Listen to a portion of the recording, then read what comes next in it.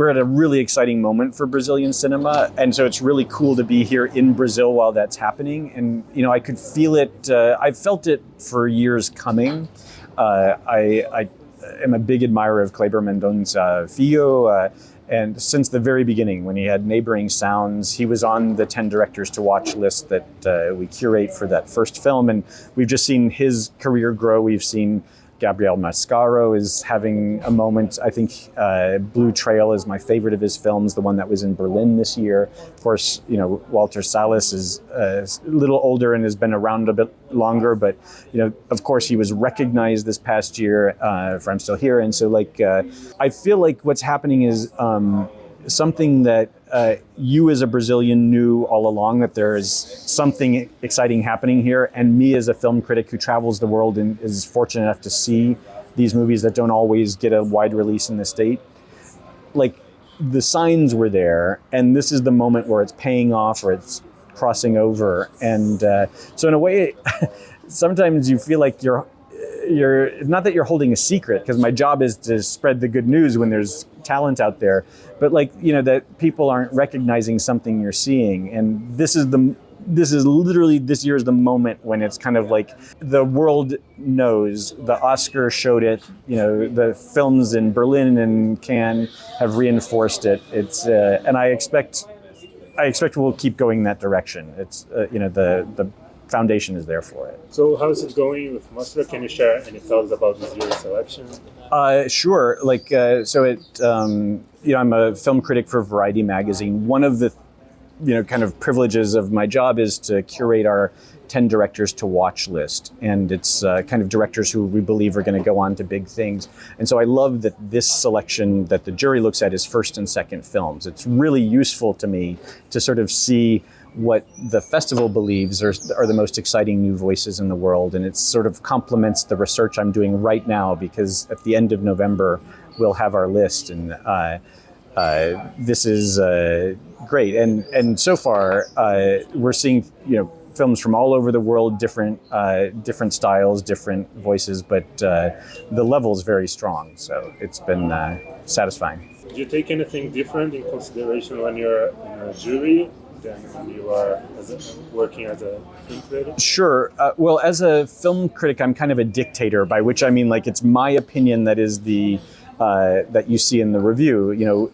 filtered through one person's point of view.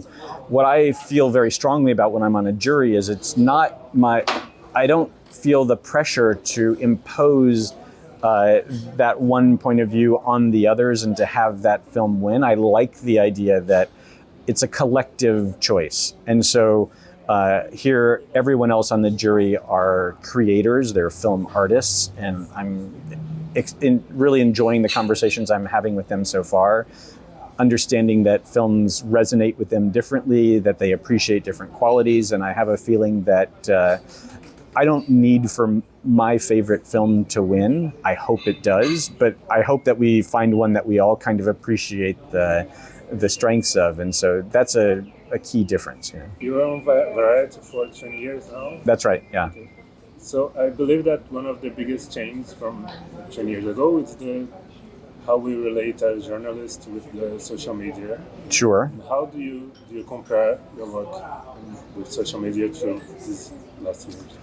I'm a little backwards when it comes to social media. I'm a little overwhelmed by the way that conversation works there, and I think that a lot of the nuances lost in the kind of either the short formats or the kind of little arguments that happen online. And so I use social media to get my work out there. I'll post links and I'll see what other people are sharing.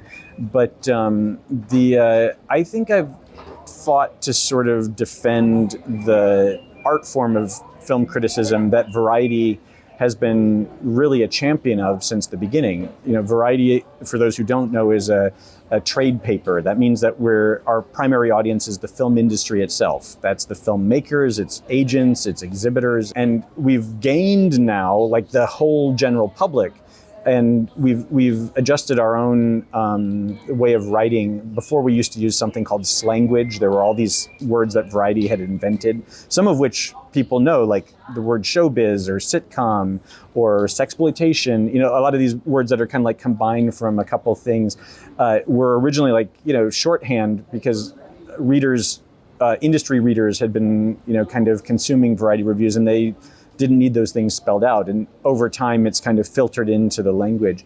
We've retired a lot of that stuff, though, because we want, you know, the millions of other people who are the ones who are audiences or interested in seeing a movie to also be able to understand what we're writing. But the idea that we take movies seriously, by which I mean like good or bad, you know, big or small, whether it's from a Hollywood studio or from, you know, a country that has almost no film industry and that's kind of starting to emerge.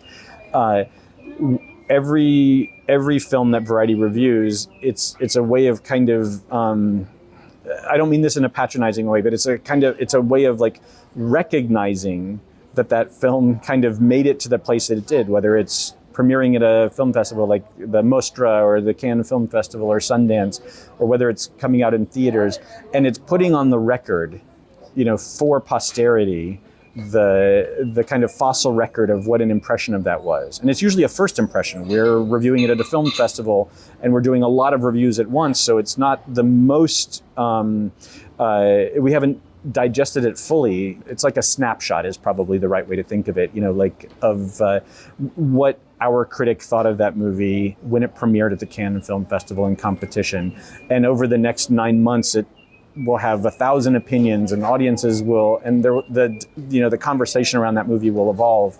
But it's kind of, because Variety has been an institution for 120 years, and because I fully expect us to be there for another 120, you know, I know that like, my review is written for the agents and filmmakers and exhibitors and the people I just mentioned, but it's also written for, you know, people who aren't born yet, who are going to do research on movies, and, you know, like, and so there's a certain responsibility that comes to that. So social media has definitely changed the conversation around reviews, but like, I think the reviews themselves, it's like the important thing is to sort of protect and preserve what they mean to the world, you know.